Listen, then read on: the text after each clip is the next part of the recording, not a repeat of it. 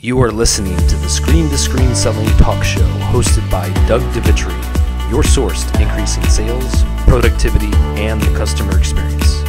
In each show, we will sit down with world-class thought leaders to discuss latest trends, innovative concepts, and ideas to keep you ahead of the curve using the latest technology. Welcome back, everyone, to the show. Very special guest today, Robbie Kellman Baxter, author of Membership Economy, has some strategic insights on how to not just sell software as a service, but also the associations looking to keep members in addition to attract new ones. There's no one better than Robbie. Robbie, so glad to be here. Thanks for joining us. Yeah, thanks so much for having me, Doug. I'm excited to be here. Well, tell me a little bit from a standpoint, what goes back to your book, Membership Economy. How did you help some of these companies, such as SurveyMonkey, get off the ground from where they were and to the company they are today? Yeah, so it's an interesting question. So SurveyMonkey has always been great around subscriptions and has always had a really strong membership experience for the people that were part of their community. But what was really interesting is that when they went under the new management of Dave Goldberg, may he rest in peace, one of the things that he wanted to do and his team wanted to do as they expanded was to create multiple options for different kinds of people. They had really grown as a consumer kind of offering through the power of freemium, which I'm sure your listeners know a lot about. And they wanted to actually offer higher tiers of membership with more sophisticated features. And so that was the work that we did. And I have to say that I think that they were really brilliant in the way that they evolved from single offering, monthly subscription to an annual subscription with 3 tiers, while retaining the whole freemium piece as an engine for growth and loyalty. Yeah, and one of the things you talked about was the experience.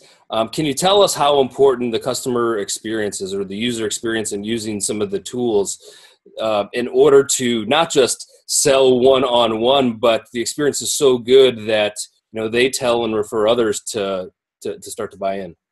Yeah, absolutely. So in the membership economy, well, in any business, you want to have happy customers because happy customers make good referrals. In a membership model, that is exponentially more powerful, and it's a double-edged sword. It's the number one way for acquiring the right kind of new members. But it's also the quickest way to lose people when you give one of your members a bad experience or they feel cheated by you, because that relationship is so important. If they feel cheated by you or poorly treated by you, they're going to put a lot more effort into spreading that word as well. So experience is really everything in the membership economy. Yeah, and so even, not just growing it, but keeping members. I know membership attrition is on top of mind of many executives.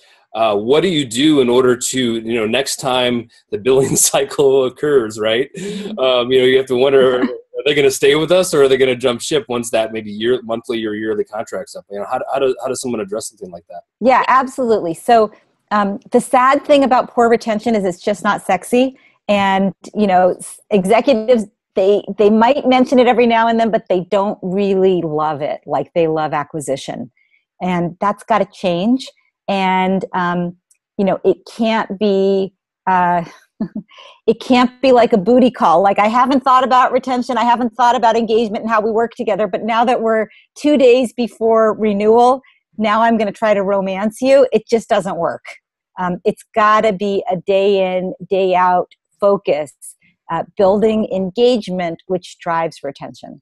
Yeah, and I also look at membership also in franchise sales, where a large organization is selling franchises. How is that different from, let's say, a software subscription, or is it any different?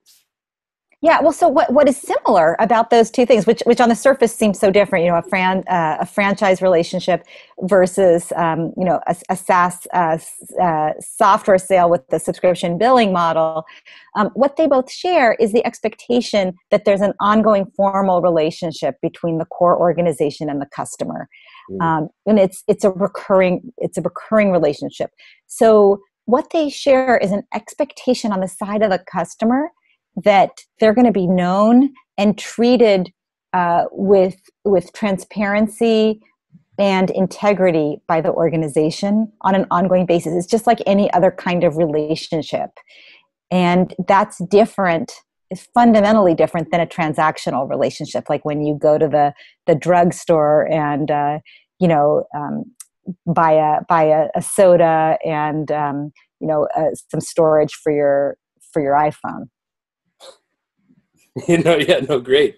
And I'm wondering, what a lot of members or customers, whatever the label is, are looking to get more for less, right? And organizations that are strapped with limited amount of resources, how can some companies really leverage the resources they already have in order to provide that value when it comes time for renewal? That they'll continue this. Yeah.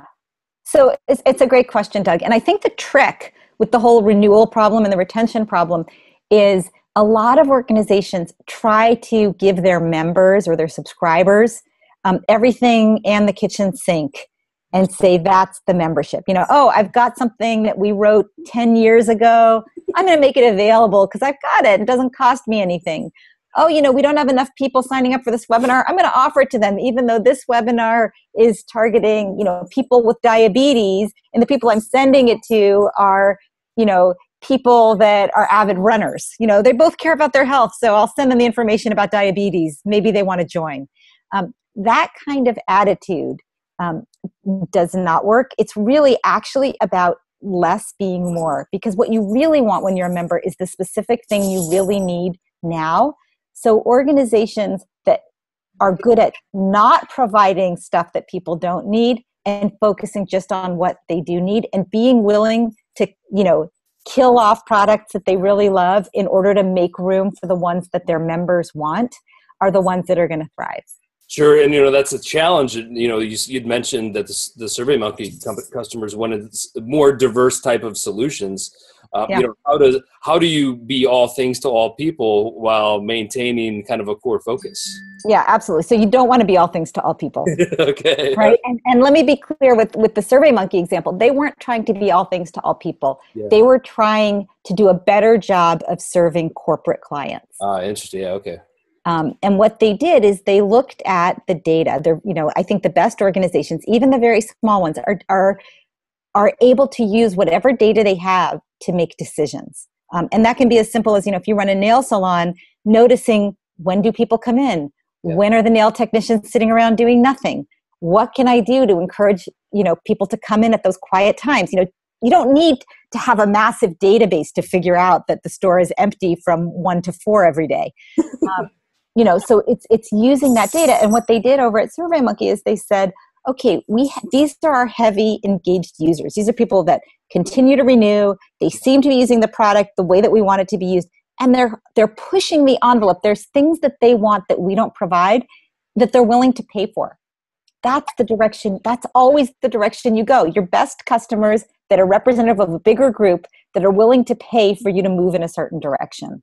Yeah, well, definitely. I recommend everyone be a customer of your book, Membership Economy. I know it's been out for 6 months now. Yeah. And you've had a lot of great success with it. And I just wish you continued prosperity with everything that you're doing, Robbie. So thank you for being a part of the show today. Yeah, thanks so much, Doug. It's always fun to talk to you. You are listening to the Screen to Screen Selling Talk Show, hosted by Doug DeVitri, your source to increasing sales, productivity, and the customer experience. In each show, we will sit down with world-class thought leaders to discuss latest trends, innovative concepts, and ideas to keep you ahead of the curve using the latest technology.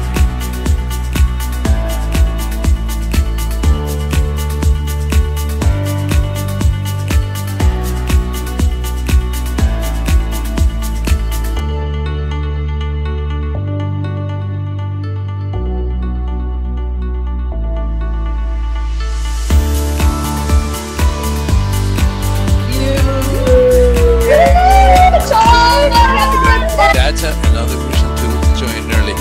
Well, if you're familiar with Google Plus, how to do a Hangout, or even like Join.me or some of the other screen sharing things I've seen.